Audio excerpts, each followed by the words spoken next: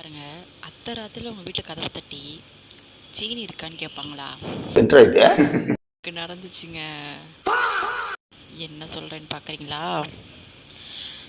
ஒரு நாள் நான் எப்பயும் போல வீட்ல வந்து எங்க அம்மா, அப்பாவோட எல்லாத்தையும் வேலையெல்லாம் முடிச்சுட்டு நைட்டு ஒரு 8 மணிக்கெல்லாம் எப்பவுமே தூங்கிருவேன் நானு. தம்பி காமெடி வேண்டாம், நான் சொல்லிட்டேன் நானு. அப்போ அன்னைக்குன்னு பார்த்து வந்து நாங்க தூங்கல. ஒரு படம் போயிட்டு இருந்துச்சு லோக்கல் சேனல்ல. உட்காந்து எல்லாம் சேர்ந்து பார்த்துட்டு இருந்தோம். நல்லா செம்ம த்ரில்லிங்கா போயிட்டு இருந்துச்சு. பார்த்து முடிச்சுட்டு தூங்குறதுக்கு மணி வந்து 10, 10:30 ஆயிடுச்சு. சரி தூங்குவோமே அப்படின்னு சொல்லிட்டு நல்லா தூங்கிட்டு இருக்கோம். தூங்க கூட போகல. சும்மா படுத்திருக்கோம்.